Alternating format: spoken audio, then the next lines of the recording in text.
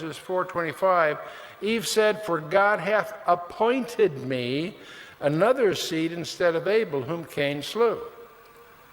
It always fascinates me.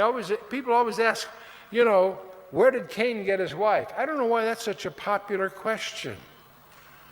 Obviously, Cain married his sister because he was able. Huh?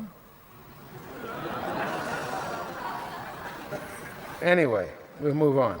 Obviously, they had a bunch of. They had a son by the name of Enosh. Now, Enosh comes from a root which means mortal, frail, or miserable.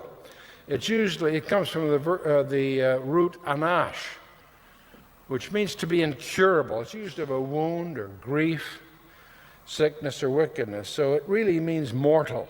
So now, and that's kind of a tough name to go through school with. Mortal, whatever. His son he named Kenan. Now, in some Bibles it's translated Canaan. It's not Aramaic, it's Hebrew.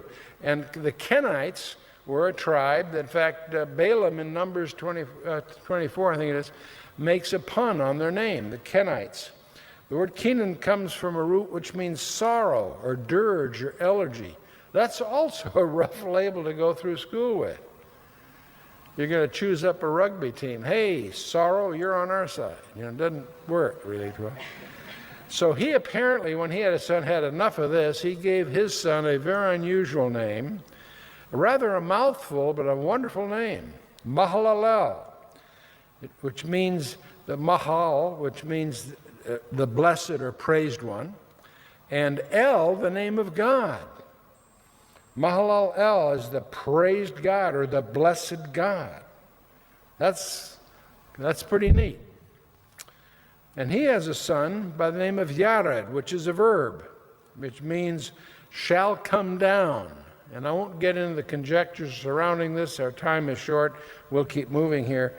But we have then, of course, he has a son by the name of Enoch. Now, we've talked about Enoch, but what does his name mean? It turns out it's an academic term meaning commencement or teaching. And he, of course, has a son by the name of Methuselah, which we've already pointed out means his death shall bring. And that is, of course, the year the flood came, and it's a fulfillment of prophecy.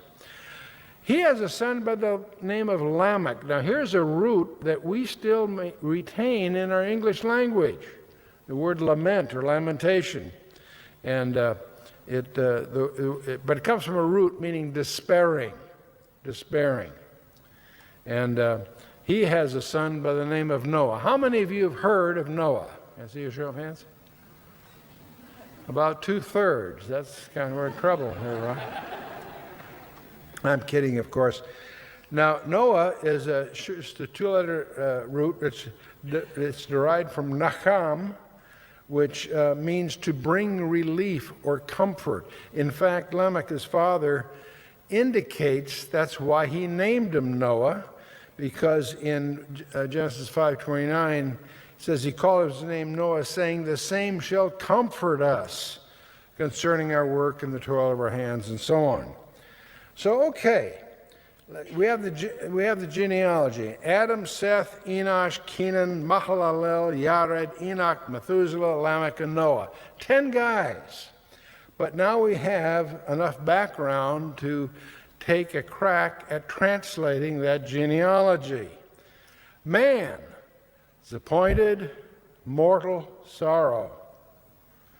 But the blessed God shall come down, teaching that his death shall bring the despairing comfort or rest. Every time I do this, I get goosebumps. Man is appointed mortal sorrow, but the blessed God shall come down, teaching that his death, whose death? God's death, shall bring the despairing comfort or rest. Now, this little insight to me is precious for several reasons. You have here a simple one-sentence summary of the gospel of Jesus Christ.